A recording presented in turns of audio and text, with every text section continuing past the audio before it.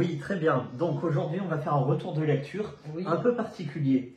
C'est-à-dire que nous, le retour, on va pas le faire. On va simplement présenter des faits, voilà. Et c'est à vous de nous dire en commentaire ce que vous en pensez. Mention spéciale à nos chers amis parents.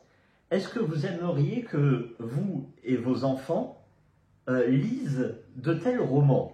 On lance le débat, à vous de nous répondre. De quoi parlons-nous? La très catastrophique Visite du zoo par Joël Dicker. Son dernier roman paru le 4 mars. C'est donc le livre de la semaine.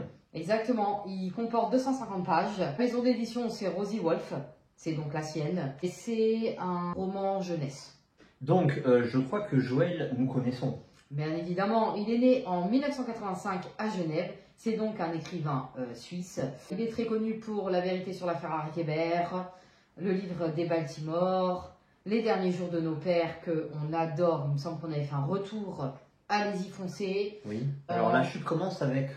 L'énigme de la chambre 622. Voilà, là ça tombe. Ensuite, nous avons la disparition de Stéphanie Meyer. Enfin, je crois que c'est avant, mais bref, c'était pas fou. L'animal sauvage, bon là déjà... Ouais, j'avais quand même bien aimé, non? Ah L'animal ouais, sauvage, il me semble. Pas moi, oui. Et donc, aujourd'hui, on va parler de celui-ci. Ah, est-ce qu'on touche le fond? Si on regarde le titre, si on regarde l'illustration, bon, on comprend qu'on est dans du livre pour enfants. Oui. Par contre, quand tu lis le résumé, là c'est 4, c'est clairement explicité, de 7 à 77 ans, c'est-à-dire il y a différentes grilles d'interprétation, il y a ce que comprennent les enfants et ce que comprennent les adultes. On est pareil que dans le même genre que dans le studio Ghibli, les Miyazaki, c'est un film d'animation, ou même les Pixar d'ailleurs. Il y a ce que les enfants peuvent comprendre, et pour les cerveaux plus évolués, plus structurés, on a l'interprétation adulte qui prend le relais. Qui est généralement plus noir, plus sombre, plus triste, quoi. Directement, qu'est-ce qu'on peut voir si tu ouvres le bouquin? C'est qu'on a droit à 250 pages, mais surtout on a droit à des gros caractères, de grosses interlignes, et surtout pas mal de blancs. Donc moi, dès que j'ai vu ça, je me suis dit, on va quand même regarder l'heure. Donc, on a droit à 250 pages, et comme je le supposais, c'est 150 pages véritables. C'est-à-dire que je l'ai lu en 1h30. Oui. Donc, on est dans du roman pour enfants, taxé, prix adulte, 19 € pour 1h30 de lecture. Ça fait quand même cher. C'est pas faux. Donc maintenant, est-ce que tu peux nous raconter le pitch, s'il te plaît? Sans spoil, hein, parce que 200 pages... Oui, c'est clair, 250. C'est un groupe d'enfants, un groupe d'élèves. Leur école est inondée. Ils sont amenés dans une autre école pour poursuivre leurs cours. Par contre, ils vont mener une enquête pour savoir qui a inondé leur école. D'accord. Tout simple? Bon, oui. En même temps, il n'y a pas de meurtre, il n'y a pas de sang, il n'y a pas de... C'est pour enfants, quoi. C'est bien. C'est pour enfants. C'est pour famille, on va dire. Voilà. Alors, on va commencer. Bon, alors, le personnage principal est une enfant de 10-12 ans. J'ai pu lire qu'on ne savait pas vraiment son âge. Oui, c'est vrai. On ne le saura jamais. On peut supposer qu'elle a entre 10 et 12 ans. D'accord. Donc, c'est une écriture parlée, comme parlerait une enfant de 12 ans. Donc, évidemment, il n'y a pas de style. Évidemment, il n'y a pas de vocabulaire. Il n'y a aucun mot complexe, c'est-à-dire qu'il doit y avoir 350-400 mots différents pour écrire ce bouquin-là. Il n'y a pas d'idée, il n'y a pas d'intelligence, même dans l'intrigue, dans l'enquête même, c'est une enquête qui est invraisemblable. Voilà, acadabrantesque, tirée par les cheveux. Bon, vous pouvez mettre n'importe quel adjectif là-dedans. Je pense même qu'un enfant pourrait s'ennuyer à lire des choses comme ça. Donc pour 19 €, moi je supposais qu'il allait y avoir des illustrations, histoire de justifier le prix. Non, il n'y a pas d'illustration, il n'y a pas d'humour. C'est-à-dire qu'une bande dessinée fait mieux, au moins on rigole de temps en temps. Et il n'y a pas de soins particuliers. Parce que si on se dit, bon allez, c'est pour les enfants, ils vont pas comprendre les liens. C'est-à-dire qu'à la fin, à l'épilogue, le personnage principal a 10 ans de plus, elle est censée écrire de façon professionnelle. Par contre, elle a pris 10 ans, mais c'est toujours la même écriture parlée d'une enfant de 10 ans. Donc même là, il n'y a même pas de cohérence dans l'histoire. Mais si c'était que ça le problème, ça serait juste un mauvais roman, un retour négatif, et on n'en parle plus, on passe à autre chose. Totalement. Sauf que le cœur du problème, il est où? Alors, à ce qui paraît, dans la 4e de couverture, les enfants vont avoir droit à des thèmes majeurs. Voilà, des véritables idées, des réflexions, des pistes de réflexion même. Voilà. Donc moi, c'est ce que j'ai lu comme piste de réflexion. Il faut savoir que l'intrigue se passe lors de Noël. Bon, déjà, présenter un roman de Noël 3 mois après la date, il faudra toujours m'expliquer quel est le concept. Mais bon, c'est pas grave. Un roman de neige en plein été. Tu mettras les screens, les captures, comme ça on ne pourra pas dire que ça sort de ma tête. Je lis. Otto, donc c'est un personnage, un enfant, nous a expliqué qu'au fond, le Père Noël était un pervers narcissique. C'était un mot qu'Otto avait appris de sa mère qui désignait ainsi son père depuis le divorce. Ah d'accord. Ça voulait dire gentil à l'extérieur, méchant à l'intérieur. Donc là, qu'est-ce qu'on peut déjà C'est même pas ça. avoir comme pensée? Bon, déjà, c'est Noël, le Père Noël, figure festive, emblématique, qui s'accompagne de la naissance de Jésus-Christ, c'est religieux, c'est chrétien, un peu de respect. Pourquoi encore s'en prendre à l'homme? Voilà. Et à un père. Alors, qui dit père de famille, dit figure paternaliste. Donc, ton gamin de 12 ans, il lit ça, il se dit, oh mais, donc, il existe des papas qui sont gentils à l'extérieur et méchants à l'intérieur? Est-ce que c'est vraiment ça que tu veux que ton gamin réfléchisse? C'est ça les thèmes d'aujourd'hui, les thèmes d'importance? Non. Est-ce que c'est dans ma tête ça ou c'est écrit? Non, c'est très bizarre pour un livre pour enfants. Voilà, mais il y a... Si c'est un livre pour enfants, on peut faire simple. On n'est pas obligé de faire compliqué et de faire dans ces débats-là du genre ou dans cette mode. Oui, voilà. Parce qu'on a compris que les hommes dans les bouquins, en ce moment, ils sont plus bactères. Oui, on s'en prend plein la gueule. Voilà.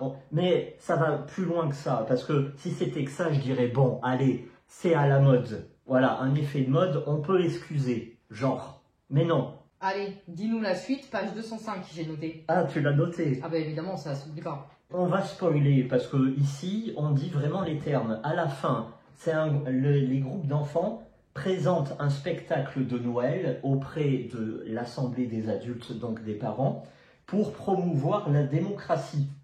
Donc sur le papier, c'est cool. Voilà, je lis, noté. C'est toujours le même, hein. Après, on s'est tous alignés, on c'est les enfants, on s'est tous alignés face au public et on s'est écrié. Ce qu'on ne peut pas dire, on peut le montrer. Et on s'est mis tout nu.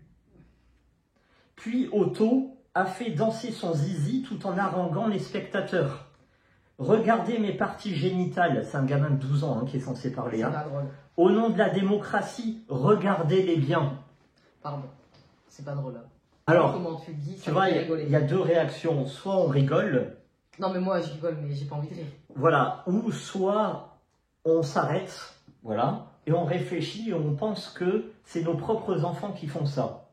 À ça, on va ajouter aussi autre chose. Oui. Un peu plus loin. La plus émerveillée, c'est mademoiselle Jennings. C'est la professeure des enfants. Elle n'en revenait pas de ce que nous avions fait. Elle nous a dit qu'on avait donné une bonne leçon aux parents et qu'elle était très fière de nous. Et parce que les enfants, ils ont fait ça devant des adultes. Donc là, je pose des questions. Qu'est-ce qu'on veut nous faire croire? Déjà, question intimité. Ça n'existe pas de se voir nu entre enfants. Ça n'existe pas de faire ça avec des adultes. Non, mais c'est impossible. C'est mauvais. Dans un monde normal, 99,9% on met un écart. Hein. Des profs voient ça, ils arrêtent de suite, je pense. Donc ça, ce n'est pas la réalité. Donc, autre question, qu'est-ce qu'on veut faire croire à nos enfants? Que pour mettre en avant nos idées, non. La conversation, non. Le débat, non. Les arguments, non. Les faits, non. On se met à poil. Ça va être marquant, ça va être cool, c'est chouette, c'est la mode. Est-ce que c'est vraiment ça qu'on veut mettre en avant face à nos enfants? Question, hein. Donc, autre question, pourquoi banaliser le contre-nature? Parce qu'un enfant nu, tu pourras pas me faire croire que c'est normal. Nu devant une assemblée d'adultes, ça se fait pas. Pourquoi encenser la transgression morale? Voilà, si cher aujourd'hui. Faut m'arrêter si je dis des bêtises. Non, moi je suis d'accord avec toi. Je compte sur vous. Quels parents pourraient autoriser ça? Voilà, vous êtes parents, commentez. Est-ce que vous accepteriez que votre enfant se mette nu pour un spectacle de la démocratie? Non. Le pire, je pense, c'est que si l'enfant lit ça, même s'il le lit avec son père ou sa mère, même s'il le lit à 5, t'es obligé de lui dire à ton enfant quand il grandit, sois gentil, personne n'a le droit de te toucher, parle pas aux inconnus, machin, machin. Et derrière le livre, il te dit, tu peux te mettre nu. Voilà. Donc, alors que toi, pendant 10 ans, t'as dit fais pas ça. exactement. Donc toi, tes parents, t'en as marre que ton gamin lise Astérix et Tintin. Voilà. Tu lui dis, bon bah tiens, ton premier roman, lis, ça va être cool. Toi, tu l'as pas lu parce que tu fais confiance. Tu dis non, on mettrait jamais ça dans un roman. Et là, le gamin, il lit, mettons-nous à poil devant tout le monde, c'est cool. Qu'est-ce qu'on veut nous faire croire, encore une fois? Non, je sais pas pourquoi il a eu une idée pareille et comment il l'a eu surtout. Oui, voilà, c'est totalement excellente C'est tellement question. surprenant dans un livre pareil. Et puis, enfin, moi perso, j'irais pas donner ça à une fille de 12 ans ou à une fille de 8 ou. Tu vois ce que je veux dire ou pas? Déjà, à la base, rien que la tête du livre, t'as pas envie de le donner à un Tu enfant. as totalement raison. Donc nous, on n'est pas Rosie Wolf, on ne vend pas des millions de livres. Par contre, nous, ici, on a une certaine dignité, une certaine décence. C'est-à-dire que cet auteur veut parler au grand public, aux enfants, pour relancer le livre, parce qu'à ce qui paraît, il voit que le livre n'a pas su changer. Il se plaint que dans les transports en commun, tout le monde est sur son téléphone portable et pas dans un livre. Oui, mais quand tu proposes ce genre de livre, comment tu veux que tout le monde te suive? Non, on n'en veut pas en fait de ce genre-là. Hein? Non, au contraire, laissons ça de côté. Tout comme les lecteurs et lectrices qui, sur Babelio, 5 étoiles sur 5, c'est excellent, c'est magnifique, quelle originalité. Ouais, mais ça, c'est des SP parce que les mauvais retours, ça commence, ça y est. Oui, voilà. Donc, les gens comme ça, ceux qui sont toujours là à te dire oui, mais à chaque livre, il y a un public, et puis la lecture, c'est subjectif. Non, tous les livres se valent, voilà. Bon, il y en a marre de ça. Voilà, si pour vous, Laurie, j'ai besoin d'amour, et Beethoven, c'est la même chose, grand bien vous fasse.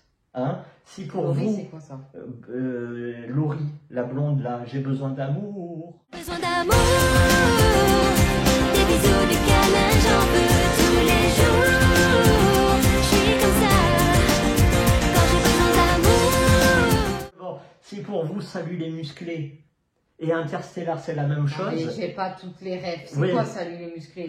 T'inquiète, il y en a, ils ont la ref. Voilà. Okay. Si pour vous, la visite au musée, là, le zoo, voilà, et George Orwell, de poule, quoi. voilà, c'est la même chose, eh ben, et tant mieux, mais comme dirait l'autre, monsieur, nous ne sommes pas ensemble, mettez-vous sur le côté. Voilà. Monsieur, mets-toi à côté, tu n'es pas avec nous. Nous, ici, on mangera jamais de ce pain-là. C'est qui dit ça? C'est un mème, tu le verras, tu le mettras. D'accord. Toi, t'as pas les refs, là. Non, tout ce que j'ai dit pas. pendant une minute, t'as rien compris, Désolé. là. C'est chaud. Donc, alors, ici, parce qu'on est quand même force de proposition, vous voulez vraiment des bouquins pour vos enfants, histoire qu'on se mette pas tous à poil, voilà.